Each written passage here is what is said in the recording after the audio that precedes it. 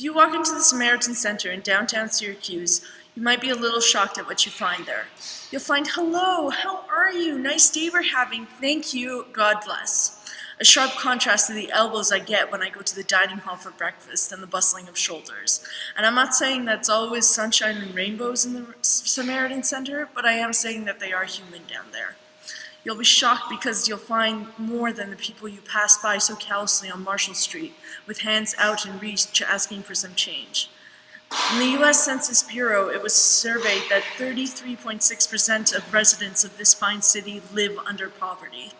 And it took me a while to realize that the 33.6% meant more than just people who don't want to work for their money. It's hard enough to look at it from a computer screen and shake your head. It's harder to stare it in the face. Every time I walk into the Samaritan Center and the people there hold out their hands for a slice of bread, and it's not that bum in the corner of the street I passed by on my way to class earlier, it's a kid with a backpack waiting for breakfast with his mom and dad. You start to wonder, why is it that some people's family dinner take place in a furnished living room and others in a homeless shelter? My parents would ask what I wanted to watch on TV after supper. The conversations in the Samaritan Center tend to tread away from materialism, but they're just as happy, full of love as any other family environment. These kids get asked about school and about homework. Sit up straight, no elbows on the table, watch your language. But when someone on the other table yells something vulgar, another goes up and hits them in the face, sending them sprawling out on the floor, and the whole place erupts in panic and deliriousness, I look to the parents and I see the expressions on their face that they don't want their kids growing up in that place either.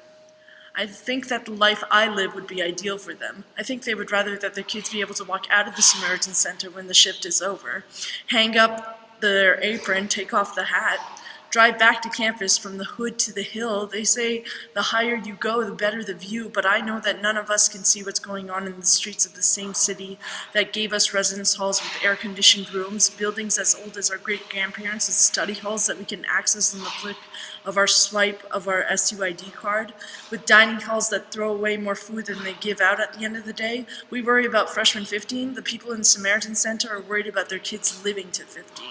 And let me tell you, I'm pretty sure most of us don't say thank you to those who handed us our stir fry and chicken wings. We just grab it and sit in a booth and look out the window. But we're not really looking if we're okay with this systematic inequality. But what's the point of education if not to make us realize that at the end of the day, we're all part of the same stuff? And while that stuff might be insignificant when you compare it to the sun and the stars and the universe, if some of that stuff is guaranteed 21 solid meals a week, then by God, the rest of that stuff should be getting the same thing. We came to this university with open minds and open arms, waiting to leave with the knowledge that you don't get unless you apparently pay 20 grand a semester. It's even inscribed in the walls of our institution, the importance of civic duty and involvement. Hell, this guy tried to build a country off of it. And yet we have been conditioned to turn our faces away from poverty when it is staring us right in the face. We walk by Marshall Street and rolled our eyes or look down when we approach people who dare ask us to address our privileged state of being. So I'm appealing to all students to look up from textbooks for a moment. And when that guy on Marshall asks you for change, you don't have to give it to him in the form of cents, but you can tell him that, yes, I am working for change, because this is wrong and I want to fix it, because Syracuse is my home and I owe a debt to it. I want us to make a pledge that created this university and that it has promised to strive to live by in this community. I want us to see past the bubble that we live in, to walk down the hill and not think about it as walking into a hood, unless you're thinking about it as walking into your own neighborhood, because this is our city and we are residents and we need to be responsible for what goes on in these streets, and we need to look past the shelter that we've been existing in and acknowledge the shelters that have been existing outside our vision. Homeless, clothing, animal shelter, I don't care what it is, just do something about it. We need to work to transmit this city not only, not less, but greater and more beautiful than it was transmitted to us.